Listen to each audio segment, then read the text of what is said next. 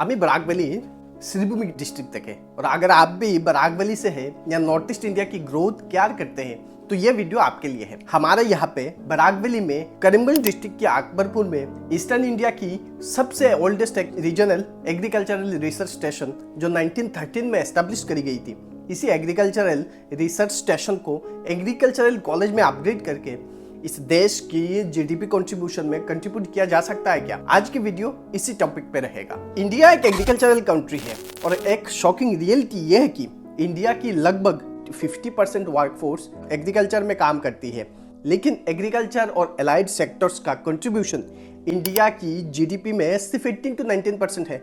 मतलब आधी पॉपुलेशन मेहनत कर रही है लेकिन आउटपुट उतना नहीं मिल रहा है।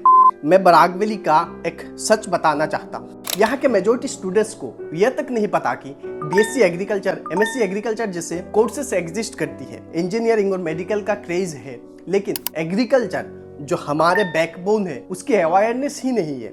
ये सिर्फ एजुकेशन गैप नहीं है, ये अवेयरनेस क्राइसिस है।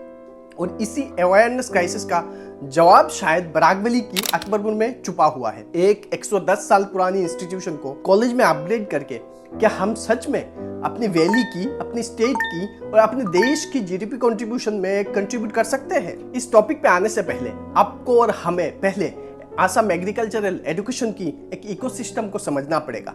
जोरहाट स्थित Assam agricultural university education provide करता है, रिसर्च कराता है, फार्मर्स तक नॉलेज पहुंचाता है। मतलब लैब से लेकर लैंड तक का पूरा सिस्टम। आसाम एग्रीकल्चरल यूनिवर्सिटी ये सिर्फ एक यूनिवर्सिटी नहीं है, ये एक कंप्लीट एक इकोसिस्टम है और इसके अंदर कई सारे कॉलेजेस चल रही है। कुछ फैक्ट्स सुनिए। First, Assam agricultural university NIRF 2025 में ऑल इंडिया रैंक 18 पोजीशन में था in agriculture. NIRF national institutional ranking framework, ये एक रैंकिंग सिस्टम है जो इंडियन गवर्नमेंट ने 2015 में लॉन्च किया, स्पेशली मिनिस्ट्री ऑफ एजुकेशन के अंडर। इसका एक ही काम है, इंडिया के सभी कॉलेजेस और यूनिवर्सिटीज को एक ट्रांसपेरेंट सिस्टम से रैंक करना।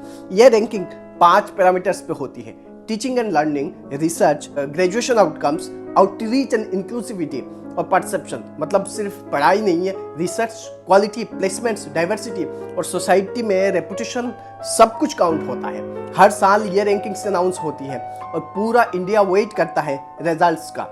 IIT, IIM, एम्स सब इस रैंकिंग में होती है। तो जब आसाम एग्रीकल्चरल यूनिवर्सिटी का NIRF 2025 में all India rank 18 in agriculture आया, ये सिर्फ एक नंबर नहीं था, ये प्रूफ था कि नॉर्थ ईस्ट का ये यूनिवर्सिटी वर्ल्ड क्लास रिसर्च और एजुकेशन डिलीवर कर रहा है। सेकंड, यूनिवर्सिटी ने 56 प्लस एग्रीकल्चरल टेक्नोलॉजीज आइडेंटिफाई की है कमर्शियलाइजेशन के लिए। थर्ड, 17 डिस्ट्रिक्ट्स में कस्टम हायरिंग सेंटर्स एस्टेब्लिश किया गया जहां फार्मर्स मॉडर्न मशीन्स यूज कर सकते हैं। फोर्थ, राइस, फिशरी, हॉर्टिकल्चर में मल्टीपल इम्प्रूव्ड वेराइटीज डेवलप्ड हुए हैं जो डायरेक्टली फार्मर्स के फील्ड में यूज हो रही है। फिफ्थ, 2024 में 731 स्टूडेंट्स प्लेसमेंट प्रोसेस में आए। 218 प्लेस्ड हुए as agriculture officers, scientists, agri business professionals. और इन्हीं सब फैक्टर्स की वजह से 2024 में Assam agricultural GDP contribution 19% GSDP था और इसमें आसाम एग्रीकल्चरल यूनिवर्सिटी का मेजर रोल रहा है और यह नंबर काफ़ी अच्छा है। जोरहाट को देखिए, ये सिर्फ एक सिटी नहीं है, आसाम एग्रीकल्चरल यूनिवर्सिटी की वजह से जोरहाट एक एग्रीकल्चरल एजुकेशन हब बन गया है और इसके कारण लोकल इकोनॉमी ग्रो हुई, फार्मर्स और स्टूडेंट्स दोनों एम्पावर हुए, रिसर्च का डायरेक्ट फायदा ग्राउंड पे मिला। जोरहाट सिर्फ डेवलप नहीं हुआ, जोरहाट ट्रांसफॉर्म हुआ है education plus research plus farmers के कॉम्बिनेशन से। अब एक सवाल, अगर जोरहाट में यह मॉडल काम कर सकता है तो बराकवली में क्यों नहीं? मुझे भी पहले पता नहीं था, लेकिन जब रिसर्च किया तब पता चला हमारे अपने ही वैली में, बराकवली में जो regional agricultural research station Akbarpur में है, ये ईस्टर्न इंडिया का सबसे पुराना राइस रिसर्च स्टेशन है। 1913 में एस्टेब्लिश हुआ। सोच के देखिए, तब आसाम एग्रीकल्चरल यूनिवर्सिटी भी नहीं थी। आसाम एग्रीकल्चरल यूनिवर्सिटी तो 1969 में बनी और ये स्टेशन उससे 56 इयर्स पहले शुरू हो गया था। और अभी ये स्टेशन क्या करता है? Rice research, soil testing, crop improvement. इस स्टेशन के पास अभी 3500 से भी ज्यादा राइस गार्मप्लाज्म है। और एक इंपॉर्टेंट फैक्ट, करीमगंज के अकबरपुर स्थित रीजनल एग्रीकल्चरल रिसर्च स्टेशन ने 1967 में अपना पहला rice germplasm KMZ-1 famous agronomist Nalini Ranjan Roy ने डेवलप किया था। डेवलप क्या मतलब है कि साइंटिस्ट ने एक नई या बेहतर धान यानी राइस की वैरायटी को रिसर्च के जरिए तैयार किया। यह research station Barak Valley zone मतलब काचार, करीमगंज, हैलाकंदी तीनों डिस्ट्रिक्ट्स के लिए काम करता है। Regional agriculture research station Akbarpur में यह काम हो रहा है, लेकिन बहुत लिमिटेड लेवल पर। बराक वैली की 68% वर्कफोर्स एग्रीकल्चर में है, लेकिन educated agricultural graduates, research based farming support, tracks real-time soil nutrients. So we can adjust it instantly? Exactly. Zero. ये गैप, यही प्रॉब्लम है और ये अपॉर्चुनिटी भी। अब जानते हैं असम एग्रीकल्चर यूनिवर्सिटी के अंडर कितने कॉलेजेस हैं। First, college of agriculture Jorhat 1948 में बनी। Second, Biswanath college of agriculture Biswanath Chariali. Third, Sarat Chandra Singh college of agriculture Goalpara. Fourth, college of horticulture and farming system research Nalbari. Fifth, college of sericulture Titabor 2014 में बनी। Sixth, college of community science Jorhat. कुछ notice किया? Upper Assam covered, central Assam covered, lower Assam covered, north Assam covered और Barak valley zero. एक भी agricultural college नहीं है। Barak Valley में 40 लाख से ज्यादा पॉपुलेशन है, 3 डिस्ट्रिक्ट्स हैं, फर्टाइल लैंड है, रिवर्स है, बायोडाइवर्सिटी है और 3500 से भी ज्यादा राइस गार्मप्लाज्म्स वाला राइस रिसर्च स्टेशन भी है। फिर भी कोई कॉलेज नहीं है। अब आते हैं मेन क्वेश्चन पे, क्या Akbarpur regional agricultural research station को एग्रीकल्चरल कॉलेज बनाया जा सकता है? फुल्ली एग्रीकल्चरल यूनिवर्सिटी बनाना डिफिकल्ट है, क्योंकि Assam agriculture university already exist कर रहा है। लेकिन असम एग्रीकल्चरल यूनिवर्सिटी का एक न्यू कॉन्स्टिट्यूएंट एग्रीकल्चरल कॉलेज बनाना बिल्कुल पॉसिबल है। इंफ्रास्ट्रक्चर पहले से है, लैंड है, रिसर्च फैसिलिटीज है, गार्मप्लाज्म बैंक भी है, साइंटिस्ट्स और एक्सपर्ट्स का नेटवर्क है, 110 साल का रिसर्च स्टेशन है। सिर्फ एक चीज चाहिए, पॉलिटिकल विल पावर और इंस्टीट्यूशनल अपग्रेड, और ये प्रोसेस ऑलरेडी प्रूव हो चुका है। College of horticulture Nalbari and college of sericulture Titabor, ये दोनों इंस्टीट्यूशन 2014 में ऐसी एक रिसर्च बेस से ग्रो किया और फिर असम एग्रीकल्चर यूनिवर्सिटी का एक कॉन्स्टिट्यूएंट कॉलेज बना। ये प्रोसेस पॉसिबल है, प्रूवन है, हो चुका है। बस बराक वैली की बारी आनी चाहिए। सोचिए एक सेकंड, अगर regional agricultural research station Akbarpur को एग्रीकल्चरल कॉलेज का स्टेटस मिल जाए तो इस रीजन कैसे फायदेमंद हो सकता है।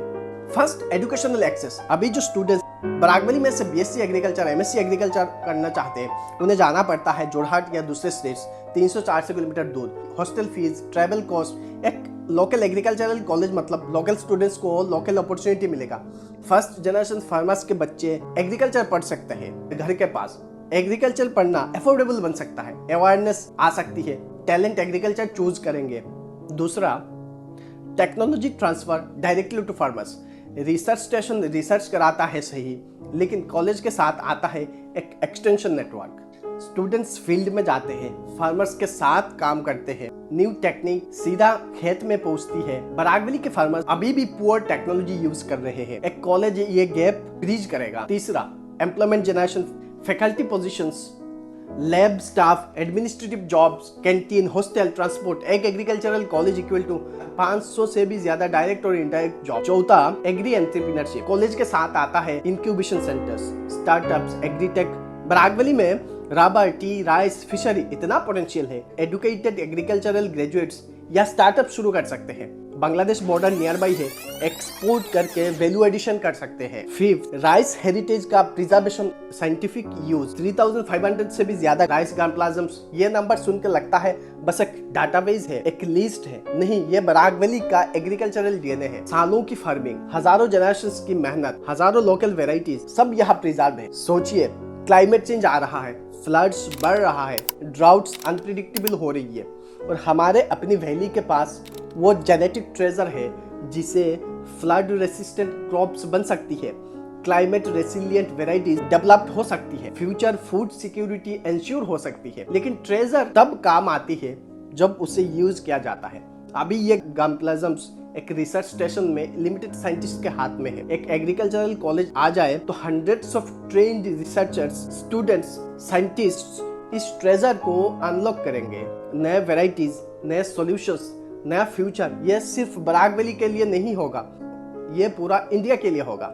6, नेशनल लेवल इम्पैक्ट, इंडिया की जीडीपी में कंट्रीब्यूशन। इंडिया में इतने सारे लोग एग्रीकल्चर में हैं और जीडीपी में कंट्रीब्यूशन सिर्फ 18%। ये गैप क्यों है? Low productivity, poor technology adoption, uneducated farming community. Solution: more agricultural colleges, more research, more train graduates. Studies prove करता है agricultural education directly farm productivity बढ़ाता है। हर एक एजुकेटेड एग्रीकल्चरल ग्रेजुएट अपने एरिया में एवरेज 8 से 12 फार्मर्स को इन्फ्लुएंस कर सकते हैं। Barak valley 3 districts, lakhs of farmers, एक कॉलेज से आएंगे hundreds of graduates yearly. Multiply करो, ये इम्पैक्ट जीडीपी में डायरेक्टली कंट्रीब्यूट होगा। प्रैक्टिकली कैसे पॉसिबल हो सकता है एक रिसर्च सेंटर को कॉलेज में upgradations? Step 1, Assam agriculture university से formal proposal. Assam agriculture university के वाइस चांसलर और एकेडमिक काउंसिल को फॉर्मल रेजोल्यूशन लेना होगा अकबरपुर रिसर्च स्टेशन को कॉन्स्टिट्यूएंट कॉलेज का एक स्टेटस देने के लिए। स्टेप 2, स्टेट गवर्नमेंट का support. Assam government agriculture department से फंडिंग और अप्रूवल चाहिए। ICAR से फॉर्मल रिकॉग्निशन लेनी पड़ेगी। Step 3, infrastructure upgrade. Classroom, hostels, more labs, existing infrastructure के ऊपर बिल्ड हो सकता है।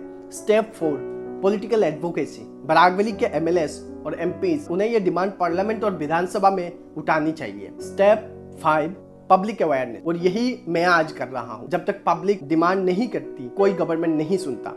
और मैंने पर्सनली भी ये सोचा कि इस बारे में एक मेमोरेंडम यहाँ के लोकल जो MP MLAs है अपने, उन्हें मैं देने के लिए सोच रहा हूँ। मैं बराक वैली से हूँ और मैं जानता हूँ ये रीजन कभी कभी नेग्लेक्टेड फील करता है। विकिपीडिया भी कहता है Barak Valley is the most neglected part of Assam in terms of infrastructure, educational institutions and GDP। लेकिन नेग्लेक्ट एक परमानेंट कंडीशन नहीं है, ये एक चॉइस है और चॉइस बदल भी जा सकती है। 1913 में किसी ने चूज किया अकबरपुर में राइस रिसर्च स्टेशन और आज वो स्टेशन ईस्ट इंडिया का ओल्डेस्ट राइस रिसर्च स्टेशन है।